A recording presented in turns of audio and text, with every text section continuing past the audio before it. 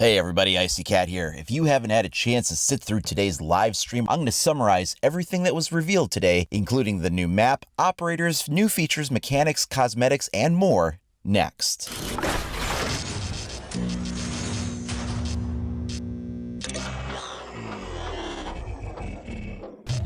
First up, let's start with the new rework regarding Hereford Base. The overall theme here is that they wanted to keep it familiar. You'll know what rooms are what, but they're going to be in different positions with different layouts.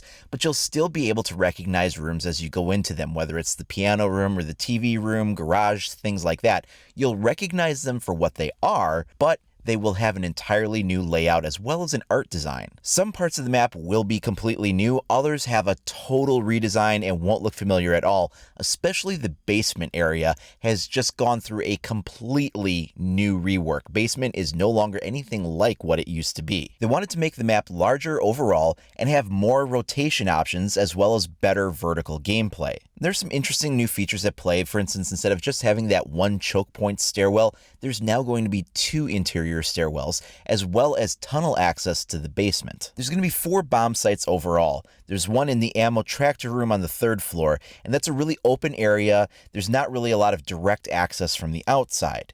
Then in the 2nd floor, you're going to have the kids' master bedroom area, and that's going to have some elements of vertical gameplay as you have like destructible, floor to ceiling kind of combinations and things like that. The 1st floor kitchen dining room area is also going to be a bomb site, and that's going to play a lot better than it used to because you're not going to have that central hallway sort of splitting everything up anymore as much as it used to really do. And the layout is just far more forgiving on that ground floor than it used to be. Then down in the basement, you're going to have the brewery fermentation area, and the tunnel is going to give you a new way in there. You've also got your stairwells, and there's a lot of sub rooms that are surrounding that, so it's going to lead to a lot better gameplay than just simply assaulting that old armory room. Again, the overall art style of the map has changed significantly. Things look really different, but there's still that vibe of familiarity, and not so much on the basement, but, on the ground floor and the 3rd floor as well. And overall, the map has really been reworked and balanced to make it just a more competitive map in many ways, because it had a lot of things that just weren't working for it in the initial make of the map. Hereford Base was the first map that they had prototyped and put into the main game when they were building the original base maps. So it's arguably among the oldest of the maps in the game, so it was time that it got a facelift. Next up, let's take a look at the operators. So let's start here with Clash. She is a defensive shield operator, the first defender that can actually carry a shield. So she is a 1 speed, 3 armor. Now that shield is bulletproof. You cannot get through it with normal weapons fire, and it does have a shock taser on it with a pretty decent range.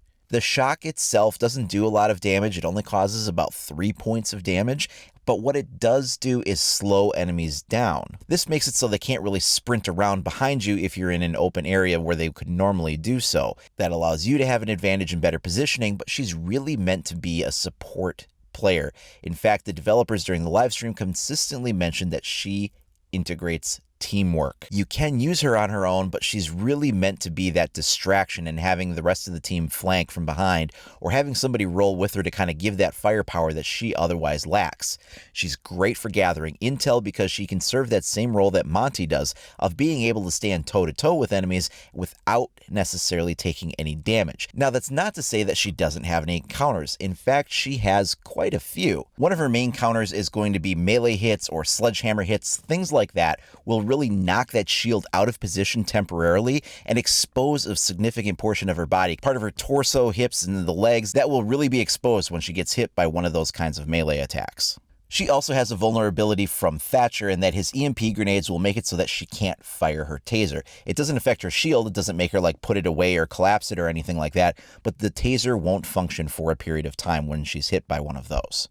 Additionally, explosives will still affect her pretty much the same way that they would a Monty. There will be protection from the front if you manage to get any kind of a grenade or other type of explosive behind the shield. It will definitely do more damage. Then you have your area of effect type weapons like Capito's asphyxiation bolts. So these will cause a significant amount of damage to her in very short order and cause her to back off. Also, Zofia is a very powerful counter. She's got the impact grenades, which will do the standard kind of shield damage that you would face with a Monty or a Blitz, but then she's also got the ability ability to hit her with those stun grenades, and those will also kind of cause her to go into that offset animation, revealing part of her body and lining it up for the shot. An important thing to note is that she cannot do a melee shield bash like other shield operators can. For weapons, she has the MP9, which is a 2-round burst SMG, and the P10C pistol. Her secondary gadgets are going to be a choice between barbed wire or impact grenades.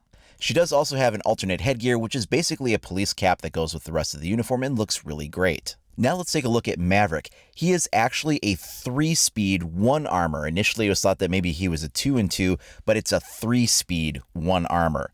He can make small holes with a blowtorch in pretty much any surface you can think of.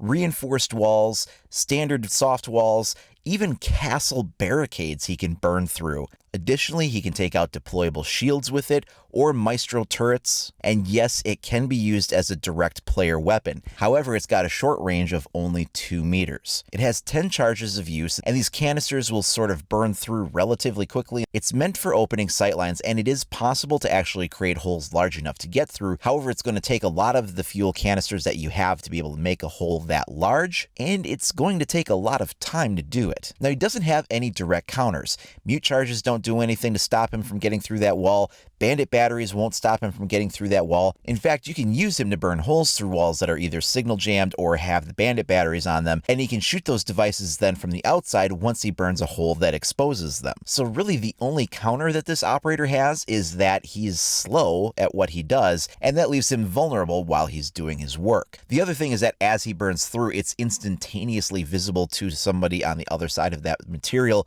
so they will see right where he is and be able to shoot back through the other side where he's working. So it's advised that you don't stand directly in front of the hole that you're making, but rather sort of offset yourself so that you're not going to be on the receiving end of those rounds coming through the hole you just made. His weapons loadout will be either the M4 assault rifle or the AR-1550 DMR. Both weapons hit pretty hard and have a respectable recoil. His secondary gadgets are going to include claymores and smoke grenades, and if he wants to, he can kind of use these gadgets along with his ability pretty effectively. For instance, he can put that claymore down on the ground through a hole he has made in a reinforced metal wall and essentially make what would be the equivalent of like a drone hole claymore setup by doing that. Or if you want to take the time to create a larger hole and you don't want to worry about being fired at while you're doing it as much, you can make that smaller initial hole, toss in a smoke grenade, and kind of let it obscure the area you're working in so that you can finish making a larger hole. There's lots of ways to use Maverick, and it sounds like it's really going to center around a lot of whatever player creativity can come up with. This season's map buff will be centered on Consulate, and this is not as big of a map buff as we got for Clubhouse when that one rolled out. However, we are getting a few small changes. Some sightlines have been altered to reduce the chance of spawn peaks, and a 4th bomb site has been added over in the Visa server area. There's also some reworks regarding textures and some art design too, but overall the majority of the map is going to stay pretty much the same. Then we have a look at Frost's Elite Bundle. So we are going to get this new victory animation to go with it, and of course we will have the standard menu graphics as well as the new charm, weapon skins for everything, and a gadget reskin. We're also going to get the finally completed weapon sight alignment fix. So this changes it so that exactly where your reticle is pointing is exactly where the shot will land. Essentially, before that had happened, sometimes there was some misalignment issues as the screen was bouncing the reticle all over the place. The shots weren't always going the same spot, leading people to insist that they had gotten headshots based on where the reticle was, but the bullet wasn't always landing in the same spot. Now that shouldn't happen anymore. We also have new hatch destruction mechanics, and this is changing the way things work a little bit. Essentially, you will be able to make murder holes in hatches, and you'll still see those cross braces in the hatch when you do so, but this will allow some operators to create those murder holes. For instance, Maverick will be able to make murder holes, and if he cuts into the reinforced hatch long enough, he can open it up, but if he doesn't have the time for all of that, at least he can open up some type of a sightline in doing it. This is also going to be a change that affects Hibana significantly. She is now going to need all 6 of her pellets on the hatch in order to take it out, otherwise it's just going to make murder holes.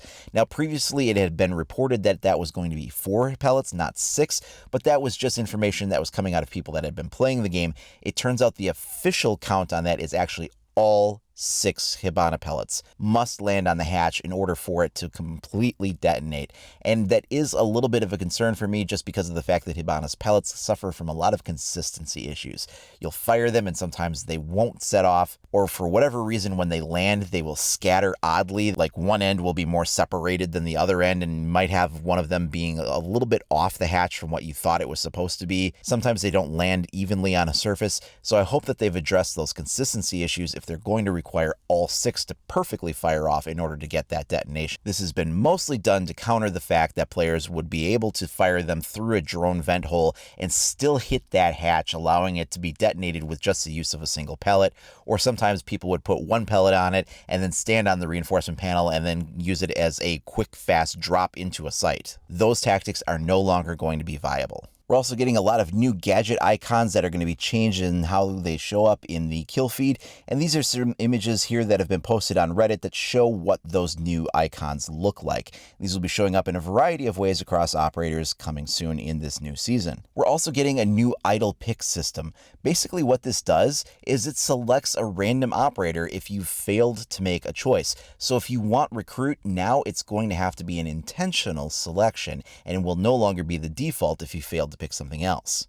This can be a good thing or a bad thing depending on what that random selection winds up bringing up for you. But at least it means you'll have a pick on some type of an operator if you're not paying attention or haven't gotten back from that bathroom run yet. Now, all of this is coming to the test server session, which begins tomorrow, Monday, August 20th. All of the content will be playable at that point if you are on the PC and you have access to that test server. Now, that is a period of testing that will begin before all of the content hits the live game, and no specific date has been given for that yet. This is actually what they did last season back in Parabellum. They announced the launch of the test server phase, and they never gave us a launch date on when the new season would actually go live. Instead, they announced that just before it actually happened, leaving us to wonder in the meantime exactly how long the test server was going to run for.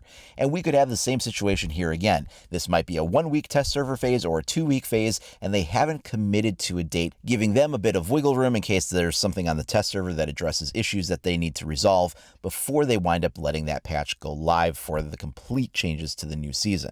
So that is all the changes we can expect to see for this next new season of Rainbow Six. We've got the new Hereford base rework, the consulate map buffs, new operators Clash and Maverick, as well as changes regarding the way hatches work and the way that it impacts Hibana, as well as the new idle pick selection, new gadget icons in the kill feed, seasonal cosmetics, the Frost Elite bundle, and more. Now, of course, I will be breaking down a lot of these things in the coming days and weeks, so I'll definitely go over all of that for you guys, and if you want to make sure you're on top of all of it, then please do like and subscribe and make sure you click that notification icon so you're alerted as soon as that content is available. You can also follow me over at IcyCat25 on either Facebook or Twitter.